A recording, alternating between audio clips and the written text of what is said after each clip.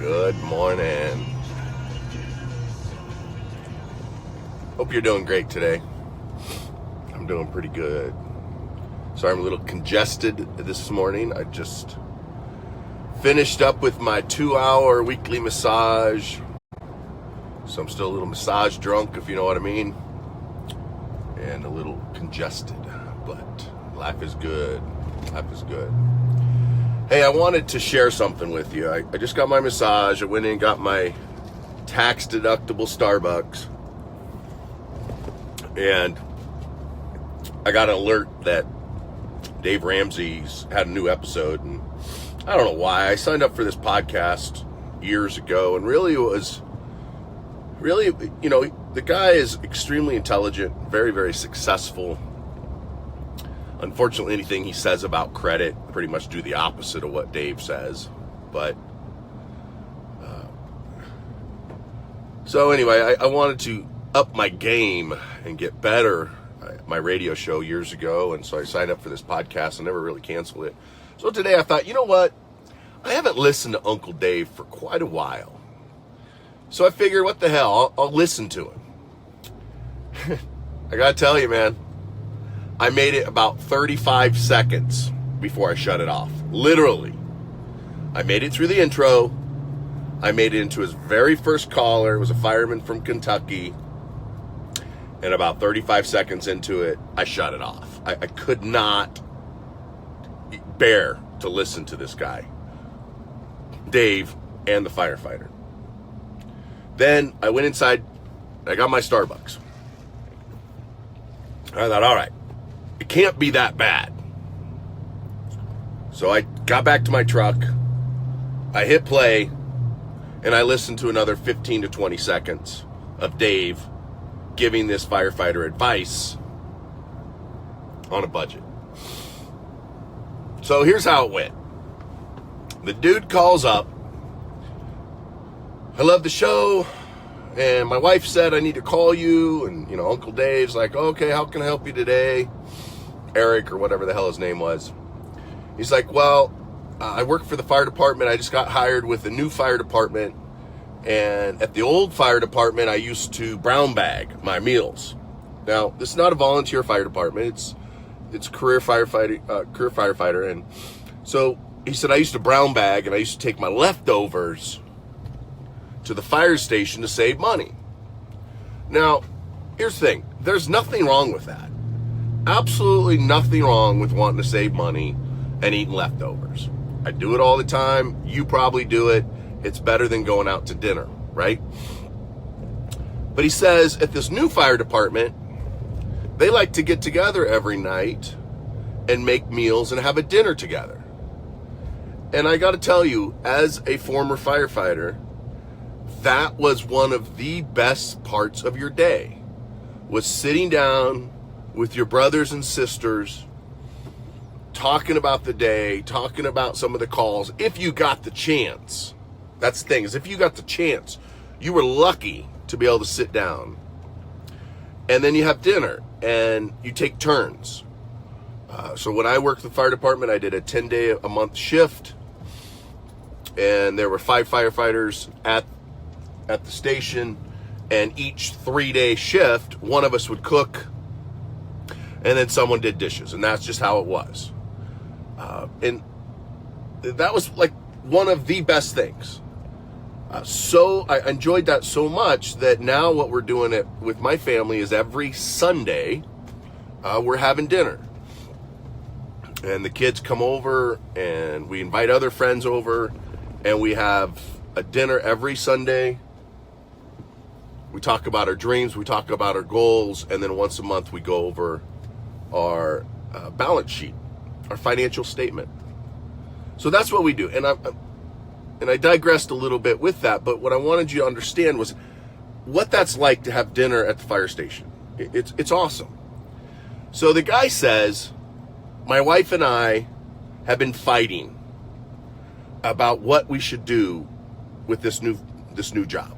And he goes, I used to brown bag, but now the firefighters, they like to have dinner together, and my wife and I just been fighting about it, and she wants me to take it out of my spending budget, and I want to take it out of the grocery budget, and we're just fighting.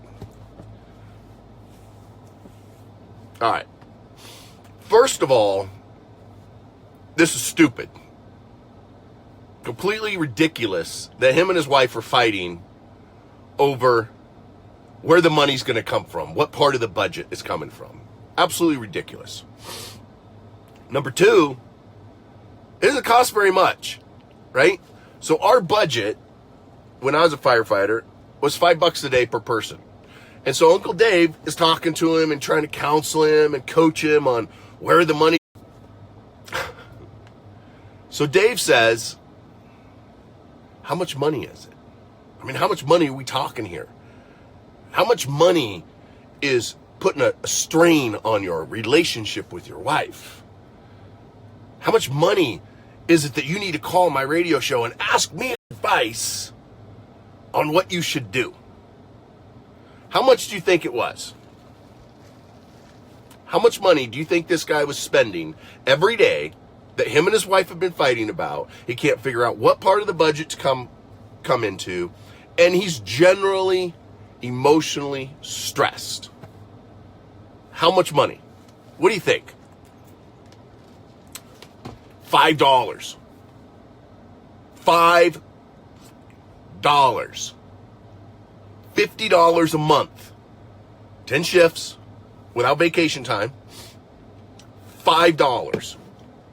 And he's fighting with his wife, and they can't figure out what part of the budget it's going to come from. Now, I've said this privately, and I'm going to say it publicly. The people who listen to Dave Ramsey's show and do what Uncle Dave says to do are dumb. Cash is not king. Debt is not dumb. If you listen to Dave Ramsey, you're dumb. How's that? How's that for being honest and offensive? Having a budget is dumb. Paying cash is dumb. Not having debt to help you become wealthy is dumb. How do you like that? How do you like those apples? Let me tell you why having a budget is dumb. Now, I know there are so many people out there right now that are disagreeing with me, right? You probably are disagreeing. You probably thinking, wait a second, Rondi. All of the financial gurus out there say have a budget, live below your means. I know a lot of them. Dave, Orrin Woodward, Chris Brady, all of the financial gurus, Susie Orman, all live below your means, have a budget, live by the budget. Doesn't really matter what your relationship's going on, what's going on with your relationship. Doesn't matter how much you fight with your spouse over money. Stick to your budget. Bullshit. Right? I don't have a budget. I used to have a budget. And you know what? The kid's mom and I used to fight constantly over the stupid budget. How much money she spent, how much money I spent, how much she spent on the kids, how much the money the kids spent. Absolutely ridiculous. Paying cash is dumb. Not having debt to make you rich is dumb. And having a budget is dumb. And listen to Uncle Dave is dumb. See, the reason that Uncle Dave has such a popular show is because the people who listen to him are lazy and dumb. How's that? Here's why they're lazy and they're dumb. Because they don't want to take the time to learn about money. And so they pay cash. They cut up their credit cards. They can't control their spending. It's easier. It's uncomfortable to actually do a balance statement, to see where you're spending the money, to actually work a little bit extra, to work harder to pay off your debt. Having a budget's dumb. It's dumb, my friend. So what do you do instead of having a budget? I don't have one. I don't have one for my company either. So what do you do? How do you manage your money? Well, by living underneath your means. A lot of people say that, have a budget, live below your means. Bullshit. You need to increase your means, not live below your means. Now, I'm not saying to go out there and get crazy and spend a bunch of money and go out to dinner every night and get bottle service at the strip club and go lease a bunch of cars and go on exotic vacations and just forget about it and live carefree. That's not what I'm saying. What I'm saying is restricting and focusing only on how much money you're spending is it's the wrong way to do it. You need to focus your energy, your time, your effort on making more money, figuring out how to make more money. That should be like 90% of what you do and like 10% on what you spend it on. Increase your means. Don't live below your means. Increase it. Yesterday I had a conversation with a beautiful young lady, one of my wife's friends, and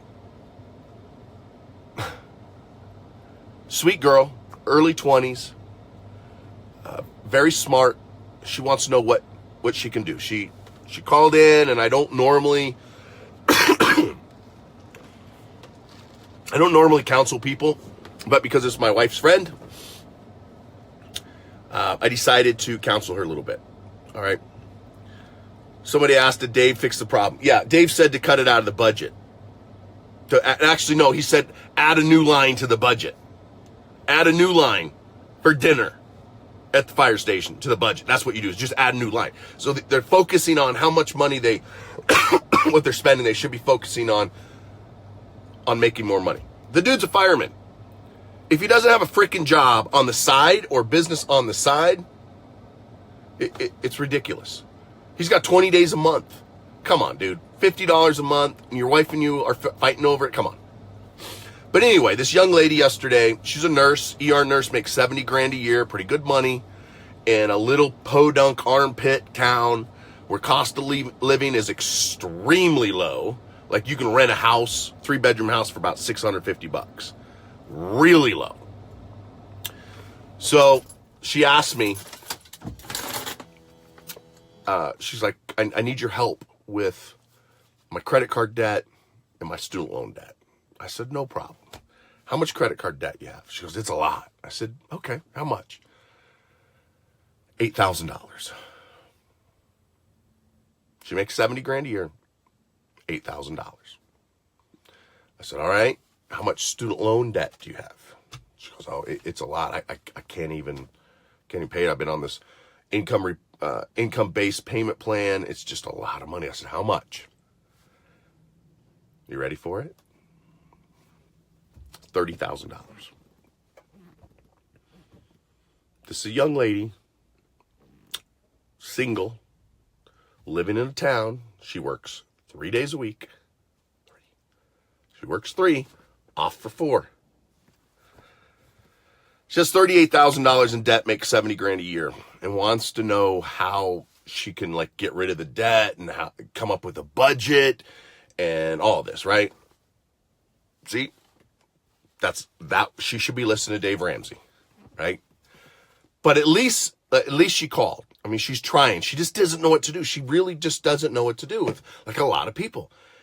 So I said, look, stop focusing on your debt.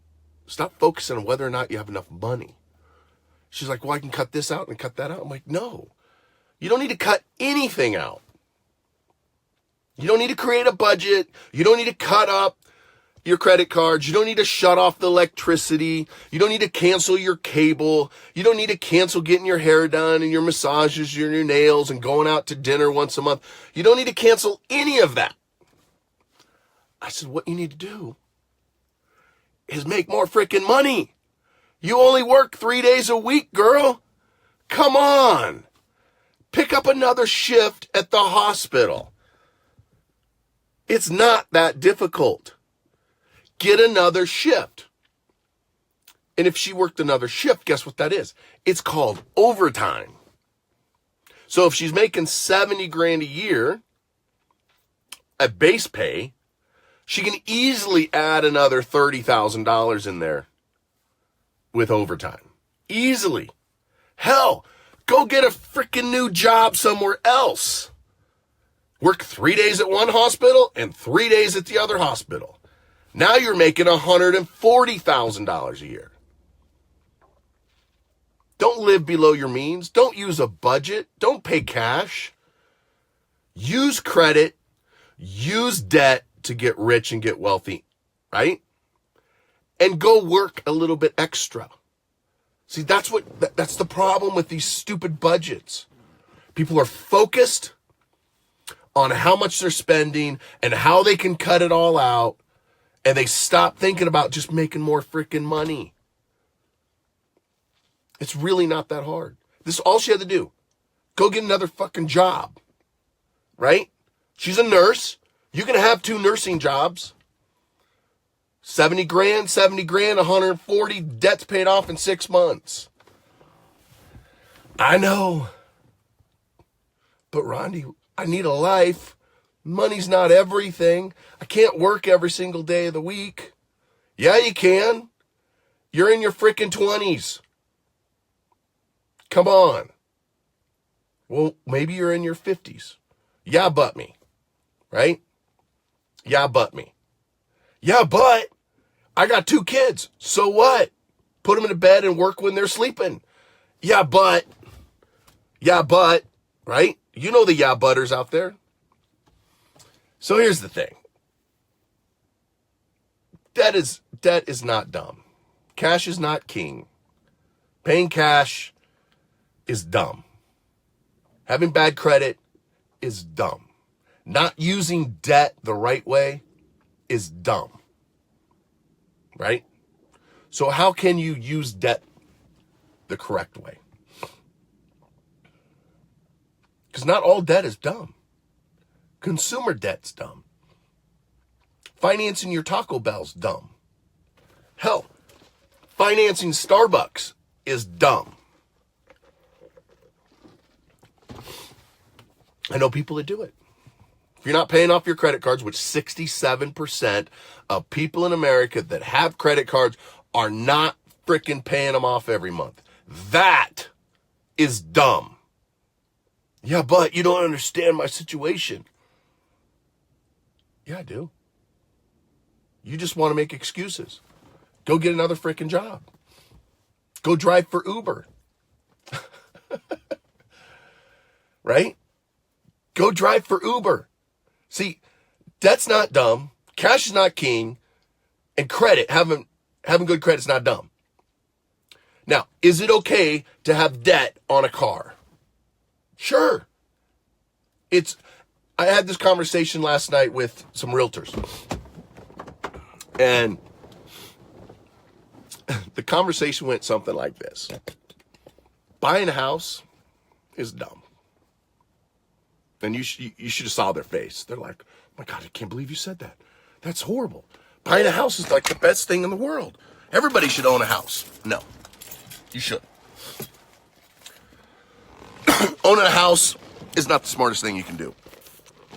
In fact, sometimes it's the worst thing you can do. Having debt on a house is stupid. Having debt on a car sometimes makes more sense than debt on a house. Because at least with the car, you can use it to get to work. You can use the car to make money. Right? Without the car, how are you going to get to work? Well, maybe you can ride a bus. Maybe you can Uber. So not all debt is dumb. So if you got to finance a car, finance a car. If you got to do it, do it. You know, but you want to get that debt paid off as fast as possible because it's costing you money. It's interest. But owning a car, renting leasing or buying a car, getting a loan on it, usually is better off. You're better off than buying a house, because the car can put money in your pocket. And this is what I was talking to the realtors about last night. They were talking about their asset. It's the biggest asset. Here's the thing. How much money does your house put in your pocket? How much money does your house put in your pocket, into your bank account every month? So you look up the definition of asset. The definition of asset is it puts money in your pocket, in your bank account. It pays you. A liability takes money from you. So how much is your house putting into your pocket every single month? Anything? Your house that you live in. Is it an asset or is it a liability? Because the legal definition of it, or the dictionary definition, is it has to put money in your pocket. If it's taking money away from you, it's a liability. It's not an asset. Now, am I saying you shouldn't have a house? No. Just don't call it a freaking asset. It's a liability. It's not an asset. Now, here's what they said. Well, if you rent, you're just throwing away your money. You got to have somewhere to live. Well, yeah, but at least you're paying down your mortgage. Okay. And then how do you get that money out? How do you get the money out of your house? If you're eventually going to buy something else, right? And people don't realize real estate doesn't really appreciate. It doesn't.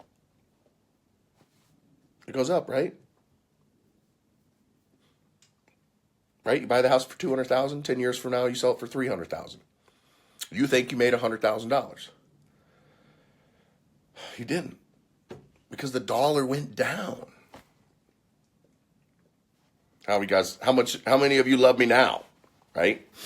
The realtors out there throwing me all kind of hate. If you look at it statistically, real estate has not gone up since 1901. I got a chart that shows the US dollar going down and real estate going up. Back in the 50s, in the good old days, you only made maybe $5,000 a year, and yeah, your car only cost, $2,000 a year, but you weren't any better off now. See, as the cost of living goes up, so does everything else. So how do you make the house make you money? Somebody just said it. Buy a house, rent it out. My house in Tahoe is making me money right now. Airbnb, baby. Airbnb. $2,500 a weekend. Airbnb. That's how you make your house pay you money, right? Now it's an asset. But the moment I stop renting the house out, it becomes a liability. Yes, you can make some money in real estate if you time it right, if everything works out right. But you're so much better off buying a house and renting it to someone else, and rent yourself until you have enough cash flow coming in that you can buy your house and have someone else pay your payment. See how that works? All right. I digressed a little bit. Cash is not king. Debt is not dumb. Having a budget and sticking to your budget and fighting with your wife over $5 is dumb. Cut up your budget. Stop living below your means. Increase your means. I think you need to keep track of where you're spending your money so you know. But don't fight with your spouse over $5 right? Increase your means. Increase your means. Go get another job. Start a business. Work overtime. Do whatever it takes. Maybe you need to sell some shit. All right? Maybe you need to sell the Xbox, PlayStation, or whatever. But I don't believe in this nonsense of shutting off the electricity and cutting up the credit cards and turning off the cable and shutting off the internet and not buying coffee and reusing your toilet paper. Come on. You know, I heard Uncle Dave say once, I swear to you, this was like the last time I listened to him in 2013. So it's been like 5 years. He said that he told this person You ready? To separate the multiply toilet paper. I don't want to recycle my toilet paper. I don't want to recycle the napkins. I've met people like that. I swear to you. They take their napkins, then they dry them out and they recycle the stupid paper napkins. Come on. Stop doing stupid shit like that and just make more money. This is the easiest time in the history of mankind to make money. There are so many ways to increase your means. Don't yeah but me. Go out and actually do it. There's so many different ways. It is so easy to make money. And no, I'm not going to eat rice and beans. Now, there was a time, not too long ago, where we ate rice and beans. And we lived in foreclosures. And we didn't have electricity in the house. We didn't have some other things. But I was doing it for a reason. It wasn't just to get out of debt. I was taking every single dime, every single penny that I made in Fortress, putting it back into Fortress. And yeah, Michelle and I suffered for about 4 years. But I think it's paying off pretty damn well, right? But I never went without internet. I never went without going to dinner. We never recycled our toilet paper. All right. I got to get to the office. I appreciate you. I hope you have an amazing Friday. Hope you have an amazing Friday, amazing weekend. Go out and make some money. Go start a business. Go get another job. Go do something to make some more money. All right, see you later.